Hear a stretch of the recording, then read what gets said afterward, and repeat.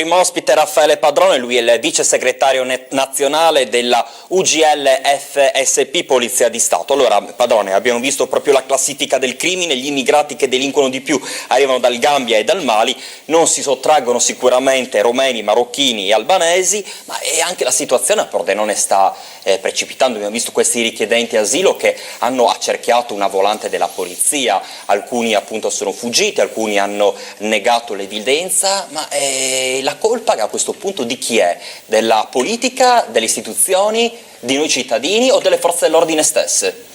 Ma ben ritrovati, lei ha parlato di un episodio freschissimo, un episodio che secondo me e il mio parere già era successo una cosa in piccolo così, ma mai una quindicina di persone che avevano attaccato direttamente solo una macchina delle forze dell'ordine, in questo caso della Polizia di Stato.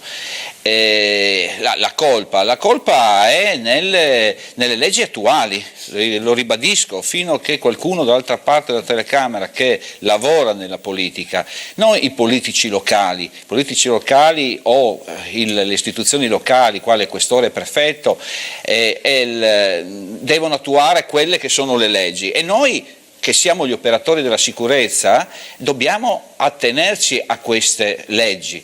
Purtroppo sono leggi che, come dico io da tempo, non sono leggi speciali che danno alle forze dell'ordine una capacità di intervento operativa sul campo così efficace come dovrebbe essere. Voglio dire, perché in un concerto che c'è in Croazia ci sono 2 poliziotti sotto il palco e noi dobbiamo richiedere a Pordenone, se facciamo un concerto o una manifestazione, dobbiamo richiedere uomini che arrivino da Padova del reparto mobile? Perché? Perché comunque fosse il numero così elevato, è sempre una forza contro forza, cioè questo che dobbiamo mettere in campo in Italia. Sì, la polizia, le forze dell'ordine, come a me piace sempre ribadire, non solo polizia, hanno le mani legate sotto questo aspetto. Allora, in Croazia, in Germania, in America, guardate quando interviene la polizia militare USA in alcuni casi, quando ci sono anche l'eccesso in certi casi. Ma l'eccesso, attenzione,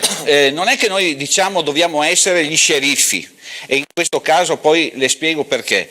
Non dobbiamo essere gli sceriffi, ma è chiaro che se uno delinque in quel sistema e noi lo prendiamo e dobbiamo stare attenti a come intervenire, scusate che ce ne siano 2000 uomini o un uomo, ci sono situazioni, sono state è chiaro, perché per aver rubato qualcosa, ma cioè non che hanno violentato, la polizia, le forze dell'ordine non sono gli squadristi di cui uno deve, però la polizia e le forze dell'ordine devono avere comunque quel rispetto che oggi purtroppo non abbiamo. Io dicevo l'altra volta che il reato, ad esempio, di offesa nei confronti del poliziotto è stato derubricato, cioè quindi dire una parolaccia a infierire contro un poliziotto non è reato, quindi dove andiamo lontano?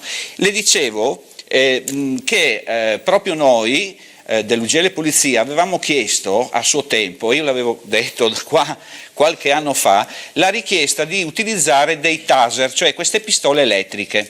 Finalmente ve le posso dire che venerdì il capo della polizia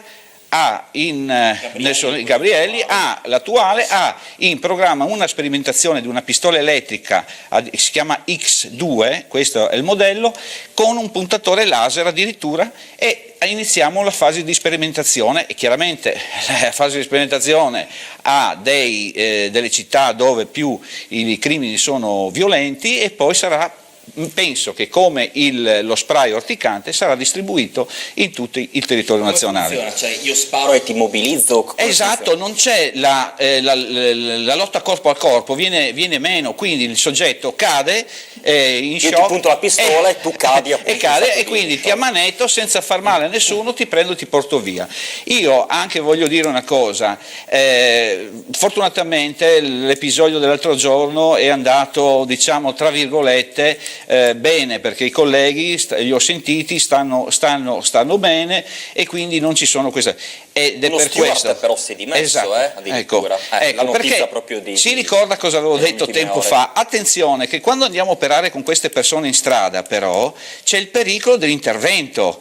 Ecco perché l'addestramento, cioè è stata fatta questa cosa comunale, va benissimo. Infatti io volevo ringraziare questa sera il sindaco di Pordenone, perché, ripeto, è sempre stato operativo nei nostri confronti. Anzi, io a dicembre, credo intorno al 10-11 dicembre, ho invitato il sindaco a scendere in piazza e ho sentito rumors che questa decisione di scendere in piazza con una fiaccolata al tempo non era stato possibile, proprio dalle parole di Alessandro Ciriani, che ho sentito perché eravamo sotto le festività. Certo. Però ho dei rumors in cui il sindaco vuole attuare questa mia iniziativa, perché, ripeto, Bene. 11 gennaio feste non si poteva fare, ma quello che io suggerisco al sindaco e poi un'ultimissima domanda per lei. Sì, esatto, è quella di farla di sera. Perché di sera? Perché la città, perché la gente, i cittadini di Pordenone devono riprendersi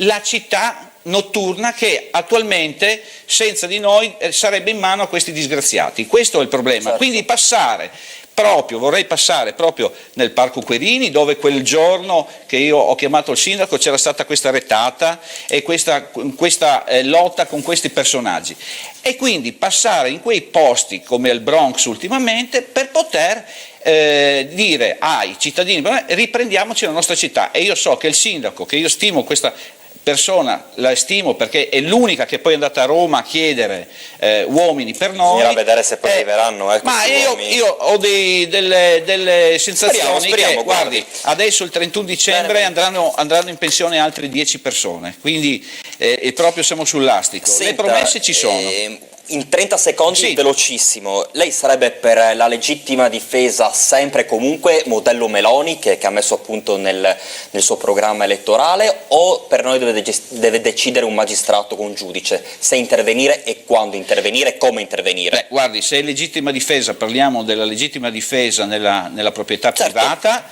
allora io a casa mia devo difendermi e non do la possibilità a nessuno, purché non sia un ospite voluto da me, di entrare in casa mia. Quindi lei spara a vista? Uccide una persona se necessario? Se questa persona capisco che è armata, io sparo non per uccidere ma per ferire. Questa è l'attività che secondo me dovrebbe essere fatta. Ognuno si deve difendere con la stessa resistenza, lo dice anche l'articolo 52, certo. Quindi l'offesa deve essere proporzionale, la difesa deve essere proporzionale all'offesa. In questo caso a casa mia mi difendo Bene. in questa maniera. Avremo sicuramente modo per riparlarne. Grazie intanto a Raffaele Grazie Padrone, a voi. vice segretario nazionale della UGL FSP Polizia di Stato. Secondo furto invece di telefonini in poche settimane a Jesolo, il colpo da 30.000 euro nella notte tra sabato e domenica.